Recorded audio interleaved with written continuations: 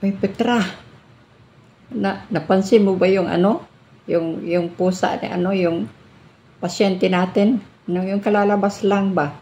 Ano daw, ang pangalan daw nun ay si ano, si Carla, yung pusa niya ba? Ang ganda, no? Cute. Naku, gustong-gusto ko yan siya.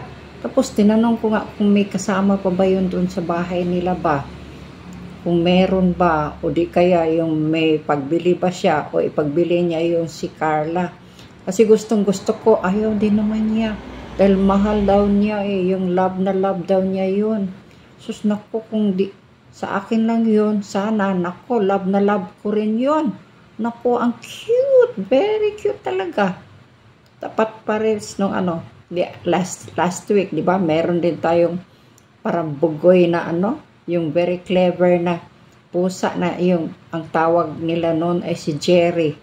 Nung cute din ano. Sus, ang ganda naman. Sus, gustong-gusto kong ganon mga ano mga pusa ba. Palagi akong na-in-love sa mga pasyente nating pusa. Uy, nako. Sana mayroon din namang ano kasi ang pusa natin ay isa lang ano. Sana mayroong madagdagan pa ba para hindi magiging lonely yung ano natin. Yung si ano, yung si Sputnik ba, para may kasama din naman siya, no? Oo, sana. Oo nga pala.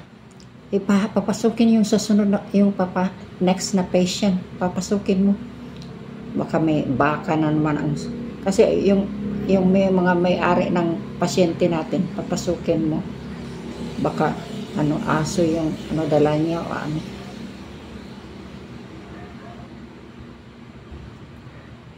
Oy, good afternoon po. Sino ano po ang pasyente niya? May dala ba kayong pusa o aso? O may kambing ba kayo?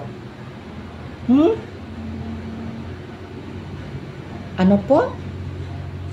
Ako po, doktora, ang magpakonsulta sa inyo po. Ikaw ang gusto pong magpakonsulta sa akin? Ay, hindi pwede yun. Kasi ang kumukonsulta lang dito sa amin, kasi ako ay veterinarian. Ang hinahandle ko ay mga animals ba?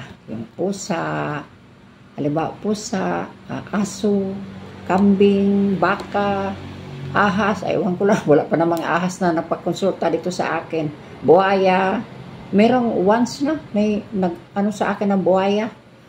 Tapos nakakatakot naman, ano. Tapos, kangaroo, wala pang kangaroo.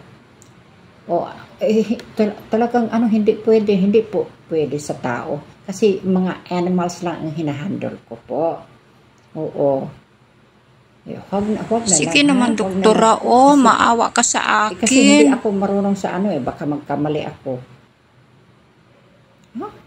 Sige na, doktora, please. Bakit? Gusto mo talaga ako ang mag-handle sa iyo? Naku. Oh, no! Baka mapagkamalan kitang ano Milo. O di kaya ano ba yung squirrel? Squirrel ako. Ito naman si Manang, huwag naman. Doon ka na lang sa ano, may ano doon, may doctor talaga, may internist doon sa kabilang bayan. Oo, meron. Ay, huwag, hindi ako pwede, Manang. Basta doktora, hindi ako aalis. Gusto ko dito sa inyo. Talagang ako? Paano ito ngayon? Bahala na. Bakit ba? Ano bang problema mo? Sige na nga, sabihin mo na nga kung anong problema mo. Baka meron din ako po ay may nervous, doktora. Hindi po ako makatulog. Mahirap. Ako ay talagang mahina na, doktora. Nervous? Bakit? Hindi ka makatulog? Ay, sana pumunta ka na lang.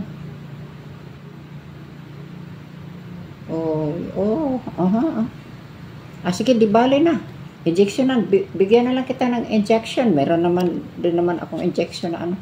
Meron pang ano. Sige. Okay, halik ka na. Kung gusto mo talagang sa ano, wala, okay. Okay.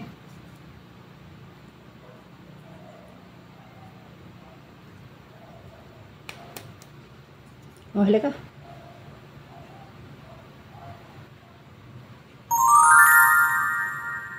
Ayun na. O, sige na.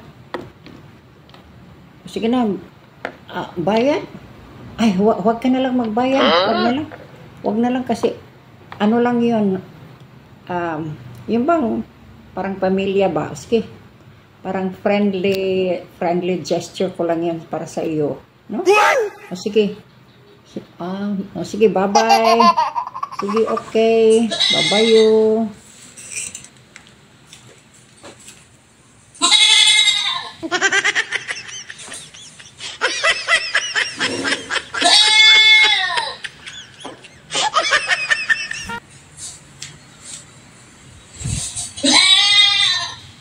Naku, para sa kambing yung na-inject ko sa kanya.